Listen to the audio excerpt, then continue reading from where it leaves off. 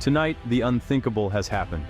The Alaska Highway, the only land route connecting the US to Alaska, has been shut down. Canadian authorities have erected blockades. Trucks are stopped. Families are stranded. It's a deliberate move by Ottawa, a shot across the bow of the Trump administration. Now, the Alaska Highway is the front line of a new conflict between allies. Once a symbol of unity, it's now a flashpoint. The world is watching.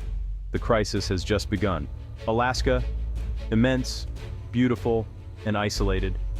Nearly everything Alaskans buy travels on one road, the Alaska Highway. The supply chain is long and vulnerable, relying on Canada's goodwill. Now, that line is a hard, impassable barrier. The closure threatens Alaska's ability to function. Panic in Alaska is real and immediate. Alaska's isolation is now America's problem. Why would Canada risk a crisis with its closest partner? The answer is a toxic mix of grievances. Trade tensions, US tariffs, and failed retaliations have hurt Canadian industries.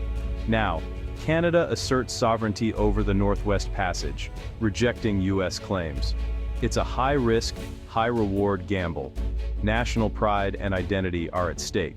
The world is watching. The outcome will redefine the US-Canada relationship. The news hit the White House like a thunderbolt. President Trump, furious, saw it as a personal betrayal. He lashed out on social media, calling the Canadian Prime Minister weak and threatening massive retaliation. Washington is in panic. The Pentagon scrambles to assess the impact on national security. How do you resupply critical military bases in Alaska? The logistics are a nightmare. Airlifts and naval convoys are options, but they're slow and costly. The closure exposes a vulnerability that has top generals deeply worried. On Capitol Hill, outrage and anxiety mix. Lawmakers demand action. Republicans echo Trump's tough talk. Democrats blame his foreign policy for alienating allies. Alaska's congressional delegation pleads for federal help. Political unity is absent. The crisis deepens partisan divides. The economic team scrambles to assess the fallout.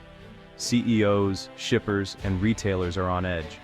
The U.S. Chamber of Commerce warns of continent-wide supply chain disruptions. The shock isn't contained to Alaska. It threatens businesses across the Pacific Northwest. President Trump promised to protect American industry. Now, his own diplomacy has sparked a crisis that threatens jobs and stability. The administration is desperate for a solution. The stakes are national, not just regional. America's closest alliance is in jeopardy. The world is watching Washington's next move. Why does Alaska matter so much? First, energy. Alaska is an energy superpower. The oil fields of Prudhoe Bay and the Trans-Alaska Pipeline are critical for U.S. energy independence. Any disruption threatens the nation's energy security. Alaska's military importance is unparalleled. It's America's only Arctic territory, a frontline watchtower across from Russia. Advanced missile defense systems and radar protect the U.S. from global threats. Alaska is not America's backyard. It's the front porch. Beyond oil and defense, Alaska is rich in seafood, minerals, and resources vital for technology and manufacturing. Getting these resources to market requires stable supply chains. The Canadian blockade stops goods from coming in and Alaska's wealth from getting out. This is an economic attack as much as a political one. Alaska is also key to America's Arctic future. Melting ice opens new shipping lanes and access to resources. Russia and China are making aggressive moves in the region. The U.S. has been slow to develop its Arctic strategy, but Alaska is its essential foothold. Losing access sidelines America at a critical moment. The blockade is a strategic nightmare. Alaska's isolation is now a national crisis. The stakes are global. America cannot afford to lose its grip on the North. The economic fallout was immediate and brutal, and not just for Alaska. In Alaska, grocery shelves emptied, prices soared, and construction halted. Thousands lost jobs. The tourism sector faced cancellations as travelers feared being stranded. Washington State felt the shock too. Ports in Tacoma and Seattle saw chaos. Trucking companies and manufacturers lost business. The ripple effect spread through the Pacific Northwest, exposing deep supply chain interdependence. The idea of a clean, targeted strike was a fantasy. On the Canadian side, The Yukon and northern British Columbia suffered. Motels, gas stations, and restaurants along the highway lost all revenue overnight. Towns like Watson Lake and Fort Nelson became ghost towns. The Canadian government promised aid, but local business owners are skeptical and scared.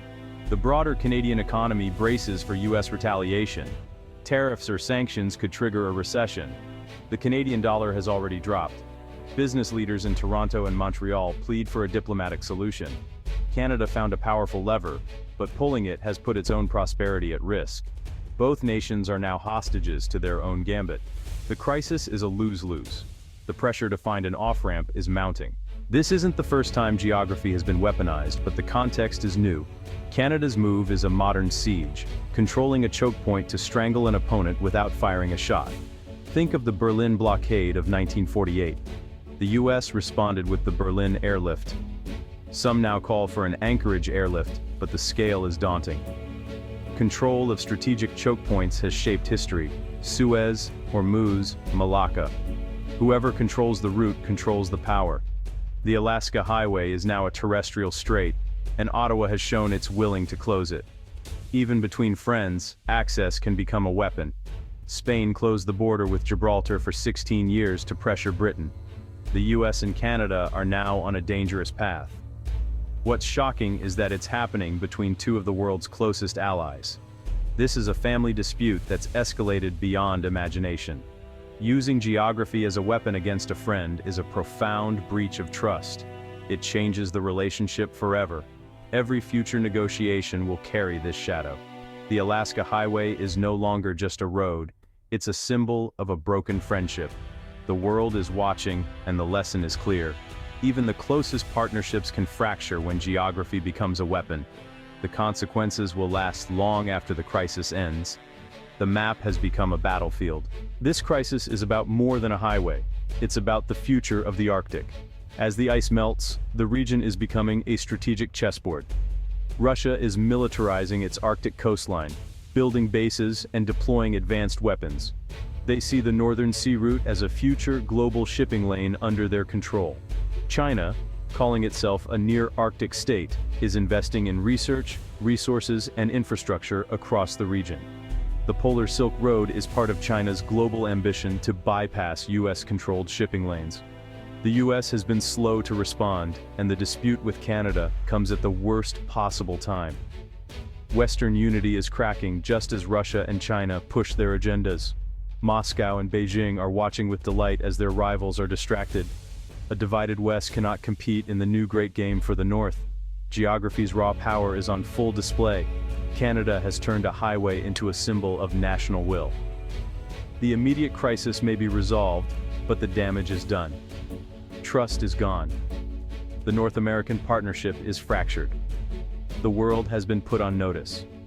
If two of the world's closest friends can be pushed to the brink, what hope is there for stability in a changing world? The Arctic's future is uncertain. The stakes have never been higher.